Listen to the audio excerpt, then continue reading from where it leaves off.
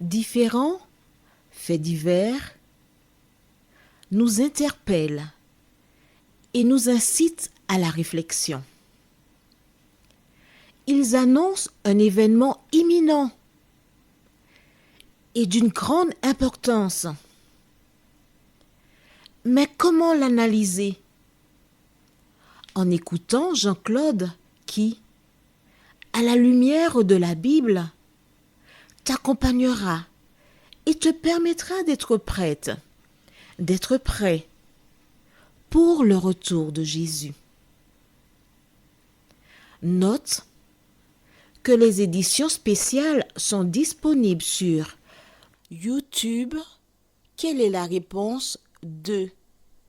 Le 2, c'est le chiffre. Je te salue fraternellement en Jésus-Christ, le Sauveur du monde. C'est Jean-Claude qui partage avec toi cette nouvelle série qui s'intitule « Découvrir la vérité ». Nous nous retrouvons encore, bien sûr, Marco et Jean-Claude. Est-ce que tu vois comment nous t'accueillons? La joie, la gaieté, et tu ne vois même pas comment nous sommes dans le studio. Si tu nous voyais, oh, tu laisserais tout ce que tu fais pour te joindre à nous. Nous sommes heureux de te retrouver. Nous remercions Dieu qui nous accorde, toi et nous, la vie. Mais nous remercions Dieu par-dessus tout, parce que la parole qui est plantée en toi, dans la bonne terre, porte du fruit à la gloire de Dieu. Aujourd'hui, nous voyons, ne crains point. Juste avant, prions. Éternel, Dieu d'Abraham, d'Isaac, de Jacob, de Marco et de Jean-Claude, nous venons vers toi en cet instant, parce que nous sommes heureux d'être enfants de Dieu. Nous venons vers toi en cet instant, parce que toutes les fois que tu appelles quelqu'un, tu la rassures. Tu lui donnes des éléments pour que ce dernier sache qu'il est ta servante ou ton serviteur et que tu n'abandonnes jamais les tiens. Seigneur, alors que nous allons une fois de plus ouvrir le livre, nous te demandons d'ouvrir nos cœurs afin que tu remplisses ce dernier de la parole et que nous soyons transformés à ton image, nous t'en prions, au nom de Jésus et pour ta gloire éternelle. Amen.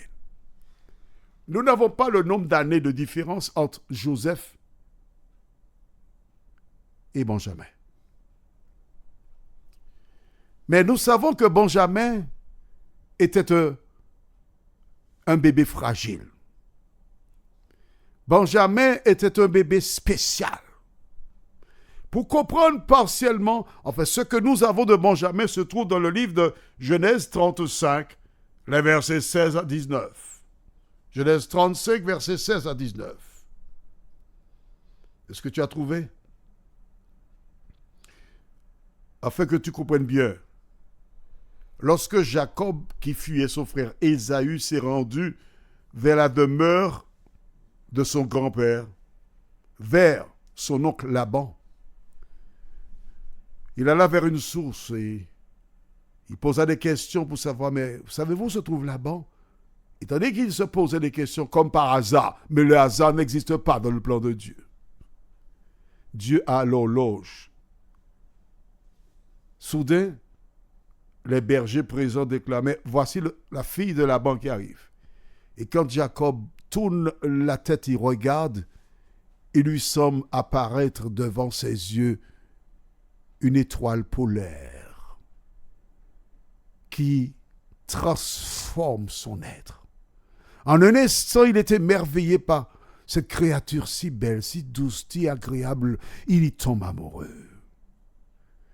Et quand il rencontre Laban, ses pensées sont dirigées exclusivement vers Rachel, cette femme qui plaît. Il veut l'épouser. Il fait part de cela à Laban. Et Laban lui dit, d'accord, ouais, d'accord, je vais te la...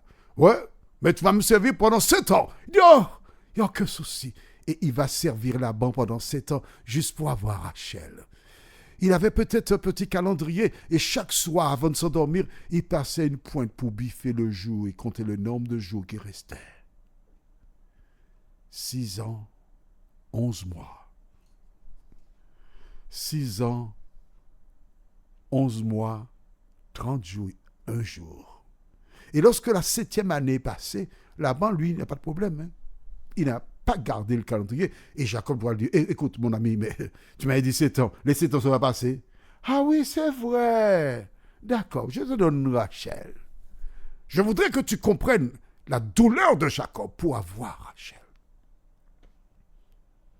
Laban organise un petit festin pour célébrer le mariage et tout le monde se trouve là, tranquille. Tout le monde. Sauf que le soir venu pour la lune de miel, comme on appelle cela, voici une femme qui accompagne Jacob et au petit matin, elle a été bien discrète. Elle n'a pas poussé de cris, comme si elle n'était pas là. Et il découvre qu'en fait, c'est la grande sœur de Rachel, Léa, qui lui est étonnée. Il dit, mais qu'est-ce que tu m'as fait là? Il dit, mon ami, ici, c'est pas ainsi. Hein? La cadette ne part pas avant l'aînée. Alors, achève la semaine avec elle, et tu travailleras encore 7 ans, je te donne Rachel. Il dit, d'accord. Il n'a pas le choix, parce qu'il aime Rachel. Vois-tu, lorsque tu aimes, tu fais des sacrifices. La question que j'ai envie de te poser, aimes-tu Jésus de Nazareth? Quand tu aimes Jésus, tu fais des sacrifices. Quand tu aimes Jésus, tu fais tout pour lui plaire. D'accord? En fait, Jacob a travaillé 14 années pour avoir Rachel. Laban donne à ses 2 filles, Léa et Rachel, une servante chacune. Mais il n'y a qu'une seule femme qui compte pour Jacob, Rachel. Je profite pour dire à toutes celles pour qui un homme est épris, un homme est amoureux, fais tout pour rester dans l'estime. Ne fais pas comme ces femmes. Lesquelles? Lis Proverbe 14, verset 1. La femme sage bâtit sa maison et la femme est censée la détruire de ses propres mains. Sois une femme sage. Léa fait des enfants, les servantes font des enfants, mais Rachel ne fait pas d'enfants. Finalement, elle a Joseph. Et que s'est-il passé ensuite? Nous lisons dans Genèse 35, versets 16 à 19. Ils partirent de Béthel, et il y avait encore une certaine distance jusqu'à Ephrata, lorsque Rachel accoucha. Elle eut un accouchement pénible, et pendant les douleurs de l'enfantement, la sage-femme lui dit, « Ne crains point, car tu as encore un fils. » Et comme elle allait rendre l'âme, car elle était mourante, elle lui donna le nom de Ben-Oni. Mais le père l'appela Benjamin. Rachel mourut, et elle fut enterrée sur le chemin d'Ephrata, qui est Bethléem. Toi,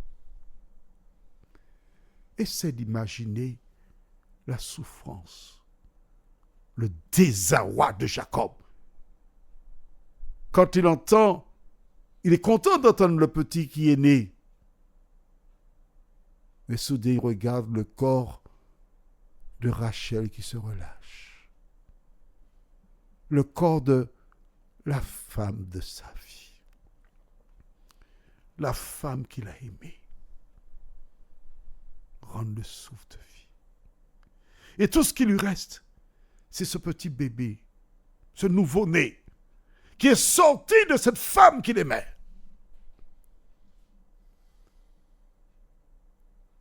Il devait le chérir, le protéger.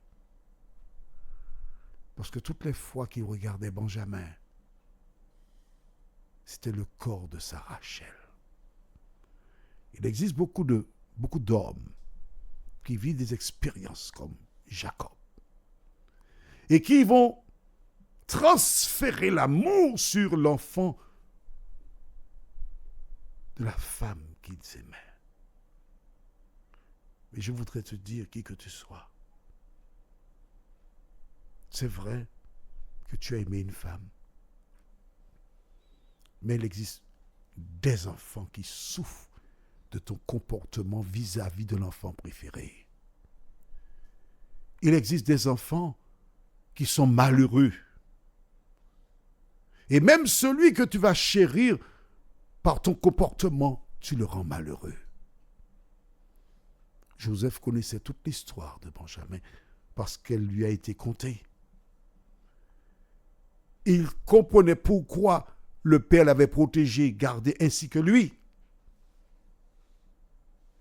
Et quand il l'a retrouvé en vie, la Bible déclare, il pleura. Le jour vient où nous retrouverons Jésus de Nazareth. Et quand nos yeux tomberont sur lui, à mesure qu'il approchera pour déposer sur la tête des rachetés la couronne de la vie éternelle, je ne sais pas quelle sera ta réaction. Il semble que les larmes ne couleront plus, heureusement, parce que tant de larmes couleraient ce jour-là que nous pourrions nous noyer, tant la joie sera grande. Si Jésus revenait maintenant, où serais-tu? Prions. Seigneur, merci pour la parole. Merci de visiter celles et ceux qui l'écoutent juste pour écouter. Aide-nous par ta grâce à l'appliquer dans nos vies et à rester en communion avec toi. Nous t'en prions au nom de Jésus et pour ta gloire éternelle. Amen.